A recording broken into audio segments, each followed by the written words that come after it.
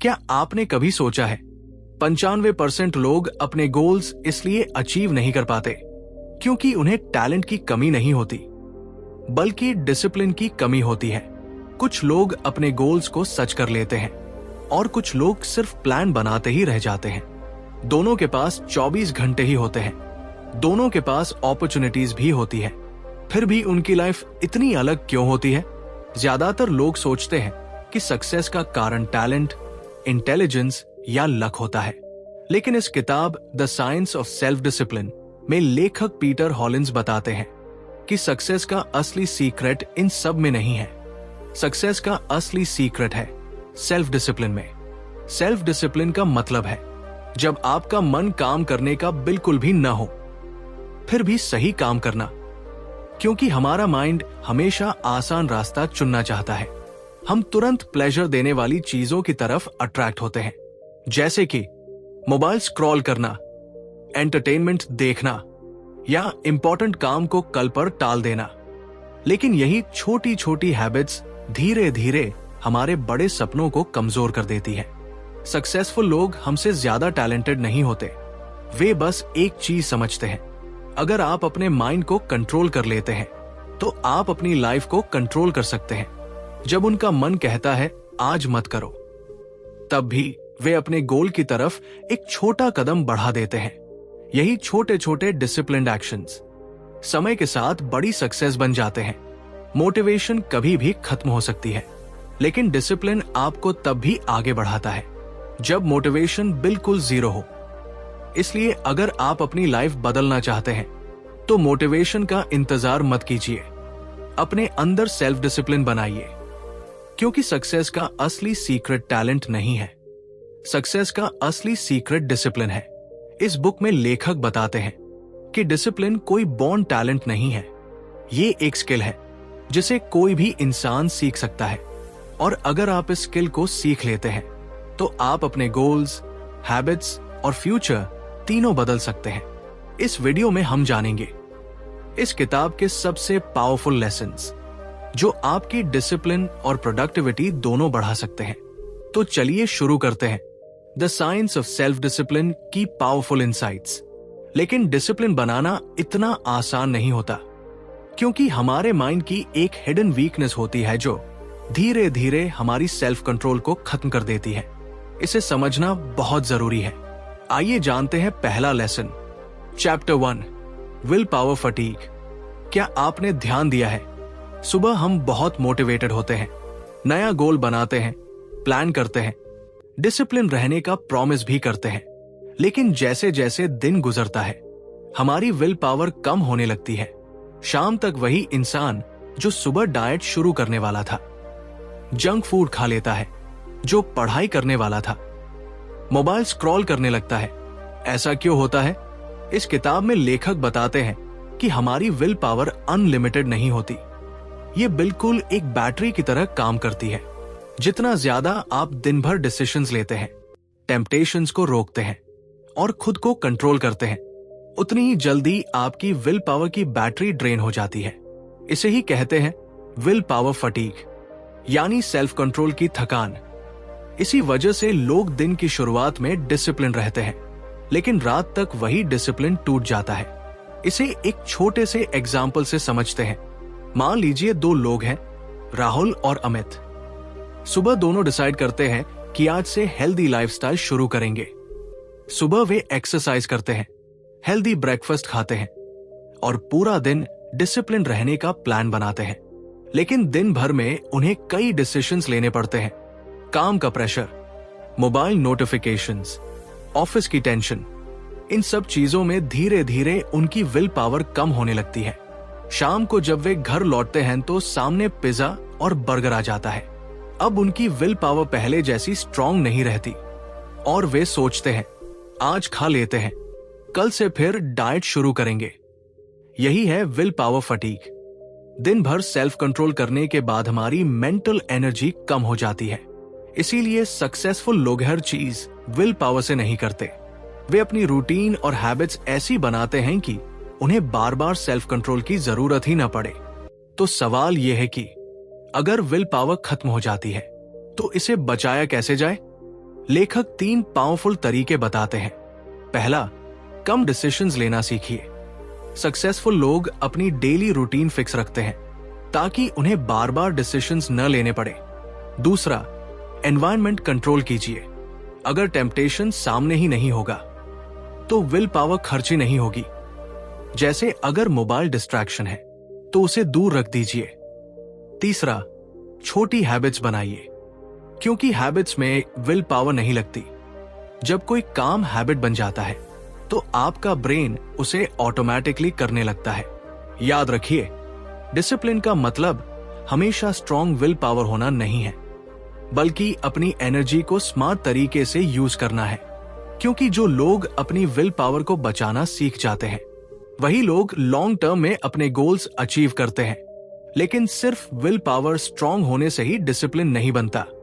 कई बार हम मोटिवेटेड तो होते हैं, फिर भी कुछ दिनों बाद सब छोड़ देते हैं। ऐसा क्यों होता है? इसका जवाब मोटिवेशन के टाइप में छिपा है। Chapter 2, intrinsic versus extrinsic motivation. क्या आपने कभी नोटिस किया है, कुछ लोग सिर्फ इसलिए काम करते हैं क्योंकि उन्हें पैसा, रिवॉर्ड या प्रेस मिलता है। लेकिन कुछ लोग ऐसे भी होते हैं जो बिना किसी रिवॉर्ड के भी अपने गोल के लिए लगातार मेहनत करते रहते हैं। तो आखिर इन दोनों लोगों में फर्क क्या है? इस चैप्टर में लेखक बताते हैं कि मोटिवेशन 2 तरह की होती है। पहली है एक्सट्रिंसिक मोटिवेशन और दूसरी है इंट्रिंसिक मोटिवेशन। एक्सट्रिंसिक मोटिवेशन का मतलब है जब हम किसी बाहरी रिवॉर्ड के लिए काम करते हैं, जैसे पैसा, प्रमोशन, मार्क्स या लोगों की तारीफ।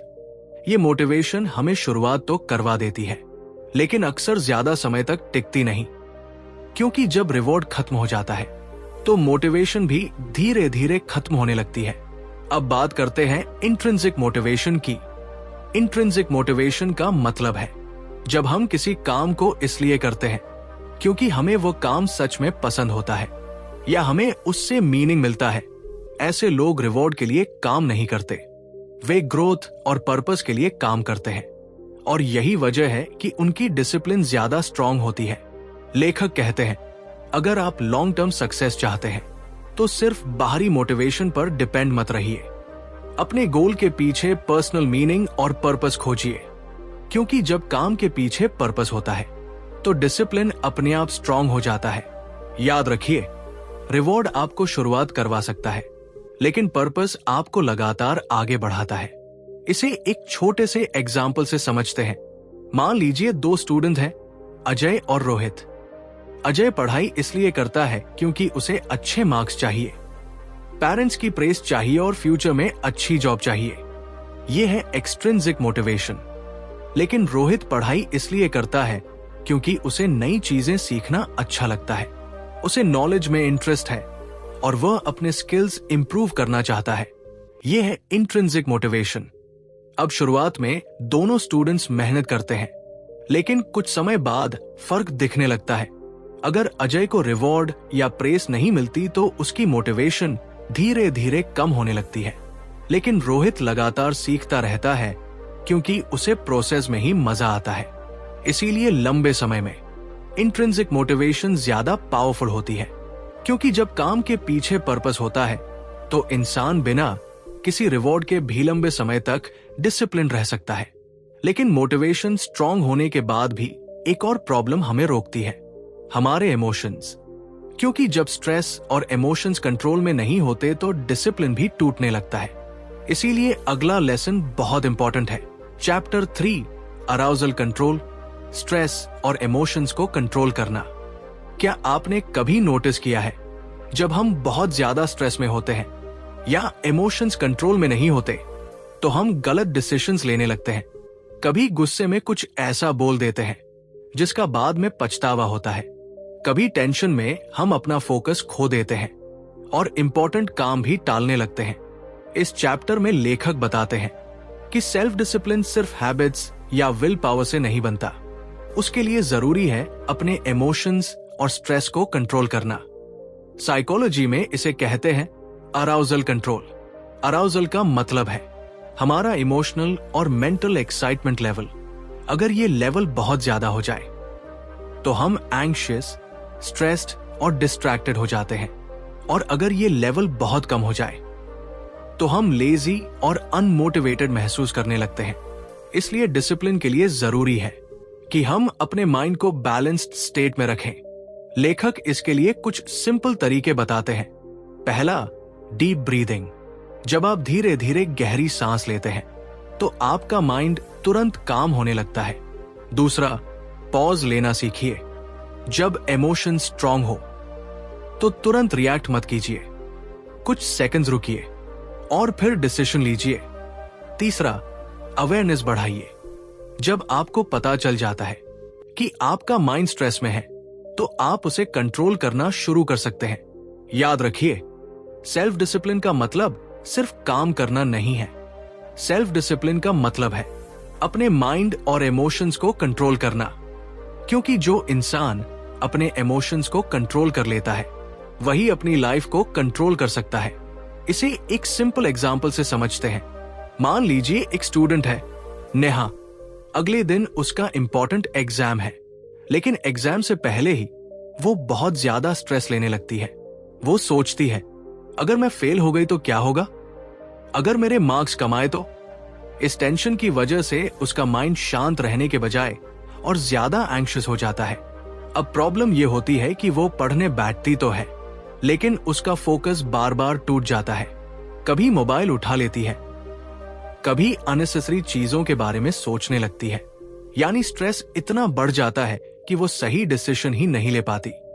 लेकिन अगर वही स्टूडेंट कुछ देर डीप ब्रीदिंग करे, थोड़ा पजले और अपने माइंड को काम करे तो उसका फोकस वापस आ सकता है और तब वो एग्जाम की तैयारी बेहतर तरीके से कर सकती है। यही है अराउजल कंट्रोल। जब हम अपने इमोशंस और स्ट्रेस को कंट्रोल करना सीख लेते हैं तो हमारे डिसीजंस भी बेहतर हो जाते हैं और डिसिप्लिन भी मजबूत हो जाता है। लेकिन डिसिप्लिन को डिस्ट्रॉय करने वाली सबसे डेंजरस हैबिट अभी बाकी है। ये हैबिट लगभग हर इंसान में होती है और वो है प्रोक्रेस्टिनेशन, यानी काम को बार बार टालना। Chapter 4, procrastination versus discipline. क्या आपने कभी सोचा है, हम जानते हैं कि हमें क्या करना चाहिए, फिर भी हम वही काम सबसे ज्यादा टालते क्यों हैं? पढ़ाई करनी है, काम पूरा करना है, एक्सरसाइज शुरू करनी है, लेकिन हम खुद से कहते रहते हैं, आज नहीं, कल से शुरू करूंगा। इसे कहते हैं प्रोक्रेस्टिनेशन। इस चैप्टर में लेखक बताते हैं कि प्रोक्रेस्टिनेशन आलस नहीं है। असल में ये हमारे ब्रेन का डिफेंस मैकेनिज्म है। जब कोई काम हमें मुश्किल, बोरिंग या स्ट्रेसफुल लगता है तो हमारा ब्रेन हमें उस काम से दूर भागने के लिए कहता है और तभी हम मोबाइल उठाकर स्क्रॉल करने लगते हैं या कोई और आसान काम करने लगते हैं। उस समय हमें टेम्पररी रिलीफ मिलता है, लेकिन धीरे धीरे यही हैबिट हमारी प्रोग्रेस रोक देती है। तो सवाल है, इस हैबिट को तोड़ा कैसे जाए? लेखक एक पावरफुल रूल बताते हैं, एक्शन पहले, मोटिवेशन बाद में। इसे भी एक सिंपल एग्जाम्पल से समझते हैं। मान लीजिए एक स्टूडेंट है, रवि। रवि को अगले दिन एग्जाम की तैयारी करनी है। वो सोचता है कि आज 3 घंटे पढ़ाई करेगा, लेकिन जैसे ही वो किताब खोलने बैठता है उसे पढ़ाई मुश्किल और बोरिंग लगने लगती है। तभी उसका माइंड कहता है, थोड़ा मोबाइल देख लेते हैं, फिर पढ़ेंगे। वो 5 मिनट के लिए मोबाइल उठाता है, लेकिन वही 5 मिनट धीरे धीरे 30 मिनट में बदल जाते हैं। फिर वो खुद से कहता है, आज मूड नहीं है, कल से सीरियसली पढ़ूंगा। यही है प्रोक्रेस्टिनेशन। लेकिन अगर रवि सिर्फ एक छोटा स्टेप ले ले, जैसे कि सिर्फ 5 मिनट पढ़ना शुरू कर दे, तो अक्सर ऐसा होता है कि 5 मिनट बाद उसका माइंड धीरे धीरे फोकस में आ जाता है और वो 5 मिनट की जगह 30-40 मिनट पढ़ लेता है। यही वजह है कि लेखक कहते हैं, मोटिवेशन का इंतजार मत करो, एक्शन से मोटिवेशन पैदा करो। ज्यादातर लोग सोचते हैं, पहले मोटिवेशन आएगा फिर हम काम शुरू करेंगे, लेकिन सच्चाई उल्टी है। जब आप काम शुरू करते हैं तभी मोटिवेशन धीरे धीरे पैदा होती है। इसलिए अगर कोई काम मुश्किल लग रहा है तो उसे पूरा करने के बारे में मत सोचिए, बस पहला छोटा स्टेप उठाइए। जैसे अगर आपको 1 घंटे पढ़ना है तो बस 5 मिनट से शुरू कीजिए। अक्सर ऐसा होता है कि जब आप शुरू कर देते हैं तो आपका माइंड ऑटोमेटिकली फ्लो में आ जाता है और वही काम जो पहले इम्पॉसिबल लग रहा था धीरे धीरे आसान हो जाता है। याद रखिए, प्रोक्रेस्टिनेशन आपको शॉर्ट टर्म कंफर्ट देता है, लेकिन डिसिप्लिन आपको लॉन्ग टर्म सक्सेस देता है। लेकिन प्रोक्रेस्टिनेशन की प्रॉब्लम यही खत्म नहीं होती। कई बार हम खुद ही अपनी टेम्पटेशंस को और ज्यादा स्ट्रांग बना देते हैं और बिना समझे अपने माइंड को डिस्ट्रैक्शंस का आदी बना लेते हैं। यही बात अगला चैप्टर समझाता है। Chapter 5, are you feeding your urges? कभी कभी हमें पता होता है कि कोई चीज हमारे लिए सही नहीं है, फिर भी हम वही चीज बार बार क्यों करते हैं? जैसे बार बार मोबाइल चेक करना, जंक फूड खाना या इंपॉर्टेंट काम को टालकर एंटरटेनमेंट में समय बिताना। इस चैप्टर में लेखक एक बहुत इंटरेस्टिंग सवाल पूछते हैं, क्या हम खुद ही अपनी टेम्पटेशंस को बढ़ा रहे हैं? लेखक कहते हैं कि कई बार हम अननोइंगली अपने अर्जेस को और ज्यादा स्ट्रांग बना देते हैं। अगर आप हर थोड़ी देर में सोशल मीडिया चेक करते हैं तो आपका ब्रेन उस इंस्टेंट प्लेजर का आदी हो जाता है। इसे एक सिंपल एग्जाम्पल से समझते हैं। मान लीजिए एक स्टूडेंट है, आकाश। आकाश पढ़ाई करने बैठता है, लेकिन उसकी टेबल पर उसका मोबाइल भी रखा होता है।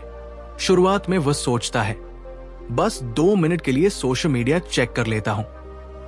वो मोबाइल खोलता है, एक नोटिफिकेशन देखता है, फिर दूसरा वीडियो, फिर तीसरा रील, और देखते ही देखते 2 मिनट 20 मिनट में बदल जाते हैं। अब प्रॉब्लम यह है कि हर बार जब आकाश ऐसा करता है, उसका ब्रेन उस इंस्टेंट प्लेजर का आदी बनने लगता है। धीरे धीरे उसका माइंड पढ़ाई से ज्यादा मोबाइल चेक करने के लिए एक्साइटेड रहने लगता है। यानी वो खुद ही अपनी टेम्पटेशन को और ज्यादा स्ट्रांग बना रहा होता है। लेकिन अगर आकाश पढ़ते समय मोबाइल को दूसरे कमरे में रखते तो टेम्पटेशन कम हो जाएगी और फोकस करना आसान हो जाएगा। यही कारण है कि लेखक कहते हैं, सेल्फ डिसिप्लिन सिर्फ विल पावर से नहीं बनता, बल्कि स्मार्ट एनवायरनमेंट डिजाइन से बनता है। धीरे धीरे आपका माइंड शॉर्ट टर्म प्लेजर का एडिक्टेड बन जाता है और फिर लॉन्ग टर्म गोल्स पर फोकस करना मुश्किल हो जाता है। यही कारण है कि आज के समय में डिस्ट्रैक्शंस पहले से कहीं ज्यादा बढ़ गए हैं। लेकिन अच्छी खबर यह है कि आप अपने अर्जेस को कंट्रोल करना सीख सकते हैं। लेखक इसके लिए एक सिंपल रूल बताते हैं, टेम्पटेशन को फीड मत कीजिए। अगर कोई डिस्ट्रैक्शन बार बार सामने आएगा तो उसे इग्नोर करना बहुत मुश्किल होगा। इसलिए एनवायरनमेंट बदलना जरूरी है। जैसे अगर मोबाइल डिस्ट्रैक्शन है तो काम करते समय उसे दूर रखिए। अगर जंक फूड टेम्पटेशन है तो उसे घर में ही मत रखिए। जब टेम्पटेशन कम होगी तो सेल्फ डिसिप्लिन ऑटोमेटिकली स्ट्रांग होने लगेगा। याद रखिए, सेल्फ डिसिप्लिन सिर्फ स्ट्रांग विल पावर से नहीं बनता। कई बार ये सिर्फ स्मार्ट एनवायरनमेंट डिजाइन से बन जाता है, क्योंकि जब टेम्पटेशंस कम होती है तो सही डिसीजंस लेना आसान हो जाता है। लेकिन टेम्पटेशंस और डिस्ट्रैक्शंस के पीछे एक और हिडन रीजन होता है, हमारे ब्रेन का रिवॉर्ड सिस्टम। और यही सिस्टम डिसाइड करता है कि हम डिसिप्लिन रहेंगे या डिस्ट्रैक्शंस में फंसेंगे। इसे समझने के लिए हमें डोपामाइन के बारे में जानना होगा। Chapter 6, regulate dopamine. क्या आपने कभी सोचा है, जब हम सोशल मीडिया स्क्रॉल करते हैं, जंक फूड खाते हैं या कोई एंटरटेनिंग वीडियो देखते हैं तो हमें तुरंत अच्छा क्यों महसूस होता है? असल में इसके पीछे हमारे ब्रेन का एक केमिकल काम करता है, डोपामाइन। डोपामाइन को अक्सर फील गुड केमिकल कहा जाता है। जब भी हम कोई ऐसी चीज करते हैं जो हमें इंस्टेंट प्लेजर देती है तो हमारा ब्रेन डोपामाइन रिलीज करता है और यही डोपामाइन हमें बार बार वही काम करने के लिए मोटिवेट करता है। लेकिन आज की दुनिया में प्रॉब्लम यह है कि डोपामाइन देने वाली चीजें हर जगह है। Mobile notifications, social media, video entertainment, ये सब हमारे ब्रेन को इंस्टेंट प्लेजर देते रहते हैं और धीरे धीरे हमारा ब्रेन क्विक रिवॉर्ड्स का एडिक्टेड बन जाता है। यही कारण है कि लोगों के लिए लॉन्ग टर्म गोल्स पर फोकस करना मुश्किल हो जाता है, क्योंकि पढ़ाई करना, स्किल सीखना या हार्ड वर्क करना, इन सब में रिवॉर्ड देर से मिलता है। इस चैप्टर में लेखक बताते हैं कि अगर आपको डिसिप्लिन बनाना है तो आपको अपने डोपामाइन सिस्टम को रेगुलेट करना होगा, मतलब इंस्टेंट प्लेजर्स को कम करना होगा। जब आप डिस्ट्रैक्शंस को कम करते हैं तो धीरे धीरे आपका ब्रेन रीसेट होने लगता है। फिर वही काम जो पहले बोरिंग लगते थे, जैसे पढ़ना, सीखना, मेहनत करना, वो भी सैटिस्फाइंग लगने लगते हैं। याद रखिए, अगर आपका ब्रेन सिर्फ इंस्टेंट प्लेजर का आदी बन गया तो डिसिप्लिन बनाना बहुत मुश्किल हो जाएगा। लेकिन अगर आप डोपामाइन को कंट्रोल करना सीख लेते हैं तो आपका फोकस और प्रोडक्टिविटी कई गुना बढ़ सकती है, क्योंकि जो इंसान अपने ब्रेन के रिवॉर्ड सिस्टम को समझ लेता है वो अपनी हैबिट्स और लाइफ दोनों बदल सकता है। अब सवाल यह है, अगर हमें डिसिप्लिन बनाना है तो इन सब लेसन्स को अपनी लाइफ में कैसे अप्लाई करें? इस किताब का फाइनल मैसेज यही बताता है। तो इस किताब से हमें एक बहुत इंपॉर्टेंट बात समझ में आती है। सक्सेस अचानक नहीं मिलती। सक्सेस रोज के छोटे छोटे डिसिप्लिन्ड एक्शन से बनती है। जब आप अपनी विल पावर को समझते हैं, अपने टेम्पटेशंस को कंट्रोल करते हैं और डिस्ट्रैक्शन से दूर रहते हैं, तब धीरे धीरे आपकी हैबिट्स बदलने लगती है। और जब हैबिट्स बदलती है तो आपकी पूरी लाइफ बदलने लगती है। याद रखिए, मोटिवेशन कभी भी खत्म हो सकती है, लेकिन डिसिप्लिन आपको तब भी आगे बढ़ाता है जब आपका मन बिल्कुल भी काम करने का नहीं करता। इसलिए अगर आप सच में अपनी लाइफ बदलना चाहते हैं तो मोटिवेशन का इंतजार मत कीजिए। आज से ही सेल्फ डिसिप्लिन बिल्ड करना शुरू कीजिए। याद रखिए, आपकी लाइफ आपके गोल से नहीं बदलती, आपकी लाइफ आपकी डेली हैबिट से बदलती है। तो इस किताब से हमें कई पावरफुल लेसन्स मिलते हैं, लेकिन असली फायदा तभी होगा जब हम इन्हें अपनी डेली लाइफ में अप्लाई करें। तो आइए एक बार जल्दी से देख लेते हैं कि हमें क्या क्या करना चाहिए। 1. अपनी विल पावर बचाने के लिए डेली रूटीन सिंपल रखें। 2. हर काम के पीछे पर्सनल पर्पस और मीनिंग खोजें। 3. स्ट्रेस और इमोशंस को कंट्रोल करने के लिए माइंड को काम रखें। 4. प्रोक्रेस्टिनेशन से बचने के लिए छोटे छोटे एक्शंस से शुरुआत करें। 5. टेम्पटेशंस को कम करने के लिए अपना एनवायरनमेंट स्मार्ट बनाएं। 6. इंस्टेंट प्लेजर्स कम करके डोपामाइन बैलेंस रखें। 7. रोज छोटे छोटे डिसिप्लिन्ड हैबिट्स बनाएं। अगर आप इन सिंपल स्टेप्स को फॉलो करते हैं तो धीरे धीरे आपकी हैबिट्स बदलने लगेंगी, और जब हैबिट्स बदलती है तो आपकी पूरी लाइफ बदल सकती है। अगर आपको ऐसी पावरफुल बुक समरीज पसंद है तो वीडियो को लाइक करें और चैनल को सब्सक्राइब जरूर करें। अब हम मिलेंगे अगली वीडियो में एक और पावरफुल बुक इनसाइट के साथ।